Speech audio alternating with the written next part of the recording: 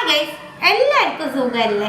സാധാരണ നമ്മൾ ഇഡ്ഡലി ഉണ്ടാക്കുന്നത് ഒന്നെങ്കിൽ ഇഡ്ഡലി അരി, അല്ലെങ്കിൽ പച്ചരി, പുഴുങ്ങലരി, റവ, അരിപ്പൊടി, ഈ ഇൻഗ്രീഡിയൻസ് ഒക്കെ വെച്ചിട്ടാവും നമ്മൾ ഇഡ്ഡലി ഉണ്ടാക്കുക. ഞാൻ പറഞ്ഞ ഈ ഇൻഗ്രീഡിയൻസ് ഒന്നും ചേർക്കാണ്ട് നല്ല സോഫ്റ്റ് ആയിട്ട് ഉള്ള ഇഡ്ഡലിയാണ് ഇന്ന് റെഡിയാക്കാൻ പോകുന്നത്. 1 കപ്പ് ചെറുപയർ പരിപ്പ്, 1/2 കപ്പ് ഉഴുന്ന്, 1 ടീസ്പൂൺ ഉലുവ, 1/4 കപ്പ് വെള്ളം. ചുമപ്പവില എടുക്കണമെന്നുണ്ടെങ്കിൽ ഇഡ്ഡലിക്ക് കളർ മാറൂട്ട. അവില് മാറ്റിയിട്ട് ഈ 3 ഇൻഗ്രീഡിയൻസ് നമുക്ക് 4 മണിക്കൂർ കുതിർത്തി വെക്കാം. ചെറുപയർ പരിപ്പും ഉഴുന്നും ഉലുവയും 4 മണിക്കൂർ കുതിർത്തിയതാണ്. അരക്കണേന്റെ 10 മിനിറ്റ് മുമ്പ് അവില് കുതിർത്തി വെച്ചതാണ്. ഇനി ഇതെല്ലാം നമുക്ക് ഒരുമിച്ചിട്ട് ഇഡ്ഡലി ബാറ്ററിന്റെ പാകത്തിന് അരച്ചെടുത്തിട്ട് വരാം. 2 ട്രിപ്പായിട്ടാണ് അരക്കണേ. 2 ട്രിപ്പായിട്ട് മാവ് അരച്ചെടുത്തു. ജാറ് കഴുകി ആ വെള്ളം ആഡ് ചെയ്യുന്നുണ്ട്. ഇനി എല്ലാം നല്ലോണം മിക്സ് ചെയ്ത് കൊടുക്കാം. എല്ലാം മിക്സ് ചെയ്തതിന് ശേഷം അടച്ച് വെച്ച് 8 മണിക്കൂർ പുളിക്കാനായിട്ട് മാറ്റി വയ്ക്കാം. മാവ് റെസ്റ്റ് ചെയ്യാനായിട്ട് വെച്ച് 8 മണിക്കൂർ കഴിഞ്ഞു കിട്ടാം. ഒന്ന് മിക്സ് ചെയ്ത് കൊടുക്കാം.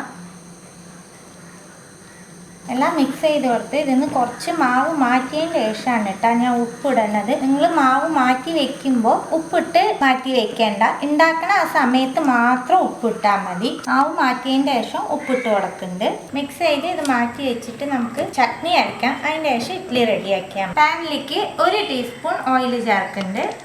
4 വെളുത്തുള്ളി, 1 ചെറിയ കഷ്ണം ഇഞ്ചി, 2 ചുവന്ന മുളക്, 1 ടേബിൾ സ്പൂൺ കടലപ്പരിപ്പ്, കുറച്ച് വേപ്പില, ചെറിയ കഷ്ണം പുളി, എല്ലാം കൂടി ഒന്ന് മിക്സ് ചെയ്യാം.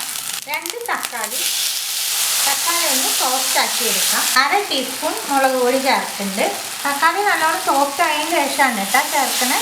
കുറച്ച് മല്ലിയില, ഈ ചട്നിക്ക് ആവശ്യമായിട്ടുള്ള ഉപ്പ്. മല്ലിയില ഒന്ന് വാട്ടിയെടുക്കാം.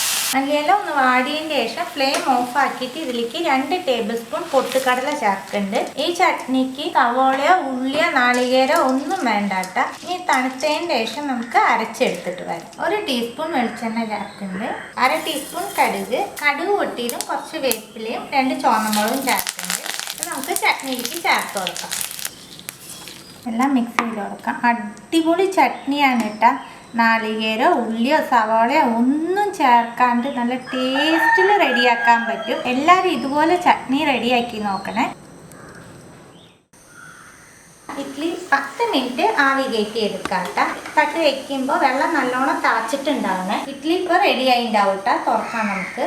ഒരു അരിയും ചേർക്കാണ്ട് തന്നെ നല്ല സോഫ്റ്റ് ആയിട്ടുള്ള ഇഡ്ഡലി ആയിട്ടാണ് കയറ്റി വയ്ക്കണേ. ഒന്ന് തണുക്കട്ടെ. അതിന് ശേഷം നമുക്ക് ഡിമോൾഡ് ചെയ്യാം. ഇഡ്ഡലി തണുത്തുണ്ട് കേട്ടോ. നമുക്ക് ഈ പ്ലേറ്റിൽ നിന്ന് വിടിയിക്കാം.